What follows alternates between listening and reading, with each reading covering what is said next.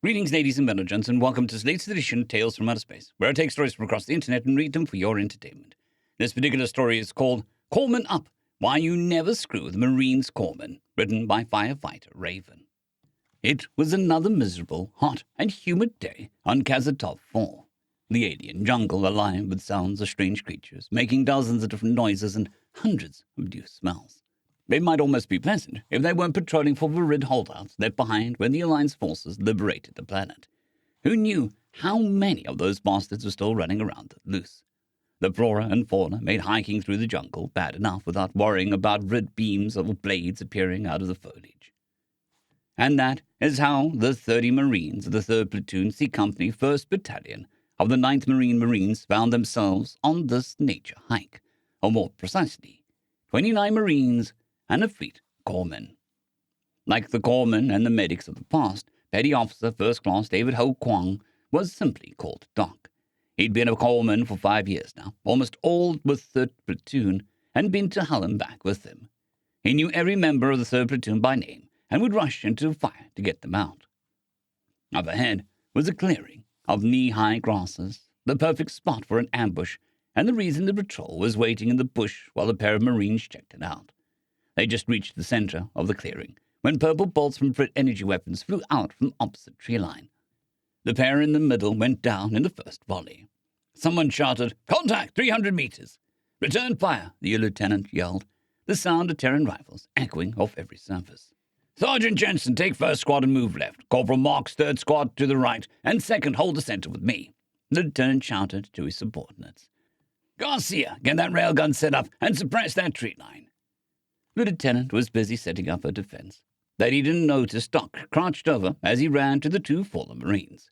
After a few bolts got a little close, he dove to the ground, the grass hiding him from the Vrid, and crawled on his belly until he reached his buddies. One of them was ominously still and, rolling him over, showed a smacking hole in the center of his chest. The second was moaning and had taken a hit to the left arm, another to the hip, and was bleeding from the head. Doc reached into his med bag and pulled out a little canister of expanding medical foam used to treat wounds from energy weapons. The majority of energy weapon hits would cauterize the tissue of the wound. The foam helped cool the wound, cover it to keep foreign objects out, and suppress any bleeding that rough handling might trigger. It also provided pain relief directly to the severed nerve endings. "Ty," he spoke calmly, like he was just training exercise. "Can you hear me, buddy? It's Doc." Ty made a noise that might have been an affirmative. Examination determined that he had a concussion, so Doc quickly and efficiently bandaged his head and strapped his helmet back on him. Doc packed up his gear and reached down to a pocket on his left calf. Out came a coil of strong cord he carried for various uses, ran it through the shoulder straps in the dead Marine's armor, and attached the coil to one handful of carabiners on his armor. Putting his face close to Ty's, he said, "I need you to get on my back, and I'll get you back with the others." It was a struggle, but Ty managed to climb onto Doc's prone form, even if the grass hit them from both sides. It didn't mean that stray shots from either side couldn't hit them. Getting to his buddies felt like days, but took maybe 15 minutes. As soon as he got to their lines, a couple of Marines took Ty off his back and took him to a spot in the rear. The lieutenant came at a crouching run. "God damn it, Doc, you're kidding me," he yelled into Doc's ear to speak over the sound of combat. "We need you here, and every time you do that, it takes years off my life.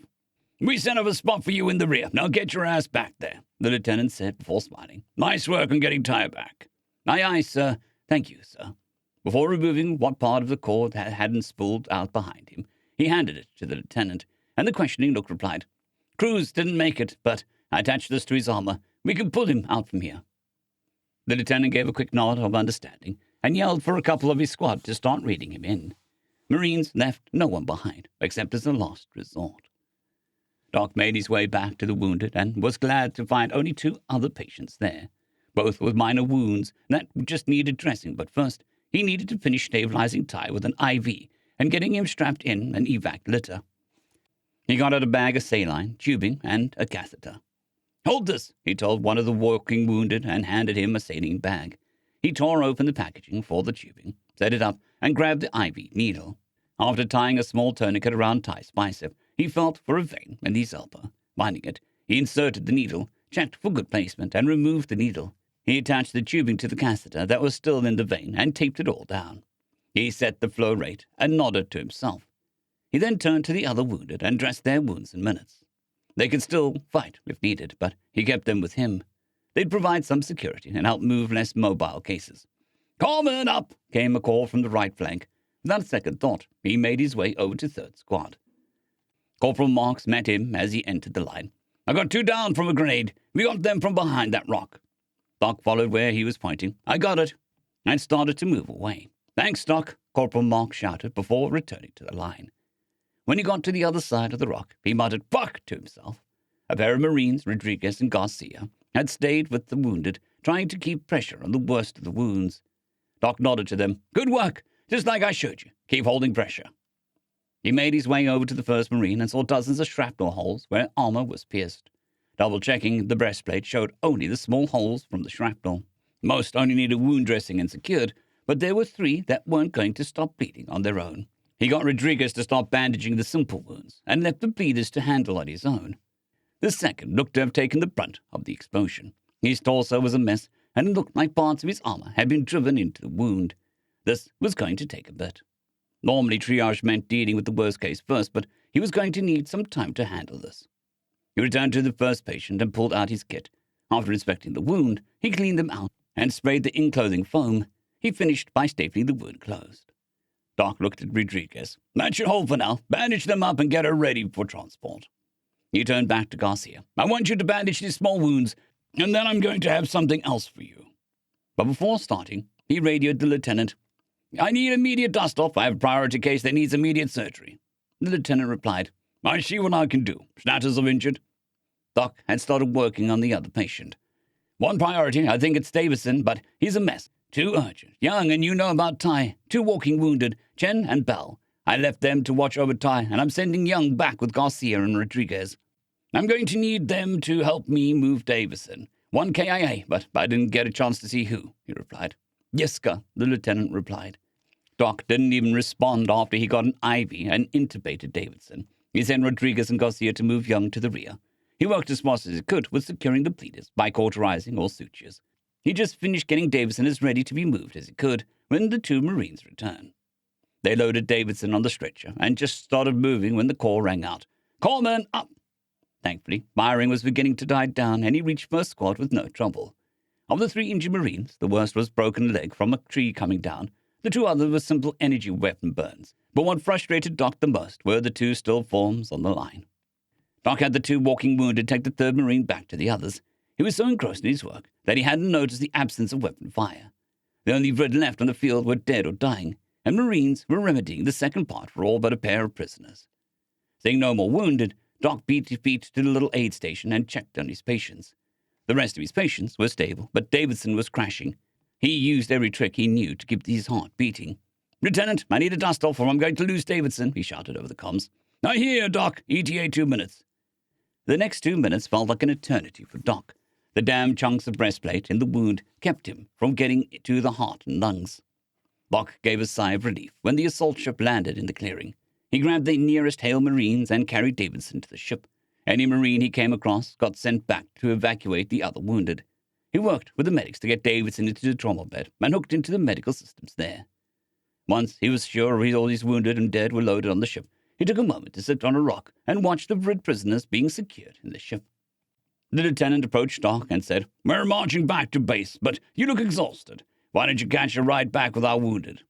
Doc got up and started to walk to the ship. "Let me restock my med kit, and I'll be ready to join you." The lieutenant shook his head, worried about Doc, but also damn glad to have him with them. The diminished platoon finally reached the base 6 hours later. Despite the near-legendary fitness of Terran Marines, they were dragging ass when they passed the gates. They couldn't whip a pair of Direxine cubs at that point. The arrival of 2 companies from the Kalenian Empire allowed the 3rd Platoon to take a 24-hour rest. This was enough to perk up most of the Marines to head into adjacent settlement, where they built the base next to. It lets them take in refugees without compromising base security. Chronalians were one of the most recent and arrogant species to join the Galactic Confederation, and they still thought humans were a joke.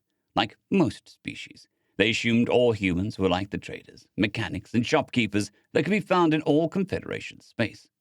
So when 10 of them entered the Lacan-owned bar that contained a handful of Marines and a Doc sitting in the corner by himself, they didn't show him any respect. They mistook Doc, sitting alone, as easy prey to humiliate. They didn't know Doc always took his first drink alone. Well, he decompressed from any mission, and they joined his buddies. As they confidently strutted over to Doc's table, the bartender let the Marines know what was happening. One of the Cornelians leaned in and said, "Get out of our spot, tiny human, or I'll crush you like an egg." The bartender sent his son away and waved the two Idric logistic workers to join him on the far end of the bar. As the Cornelian continued to harass Doc, a whistle from behind made them turn around to find 6 Marines standing there, looking very angry. Seeing he outnumbered the Marines, the Cornelian sneered, "Go away, puny humans, or you'll get hurt." In his arrogance, he expected the humans to flee, so he was surprised when they spread out as they moved forward. The Cornelians were smug as they turned to face the Marines, but the look on their faces changed to fear as more Marines began to enter the bar. Over 24 more Marines entered the bar, the bartender's son behind them. Humans, especially Marines, were extremely popular with the Lacan locals, so the bartender didn't think twice about sending his son to find more Marines. The Cornelians found themselves surrounded by almost 30 pissed-off Marines. Less than half were from 3rd Platoon. The bartender looked at the two Idric and said, "For a piece of advice." He was interrupted by the sound of the Cornelians' cries of pain as the Marines began to beat them mercilessly. "Never fuck for the Marines, Corpsman," he finished. End of story.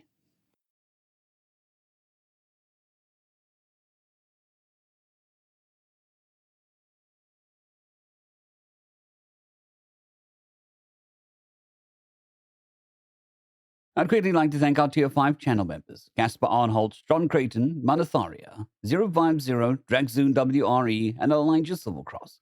Thank you very much.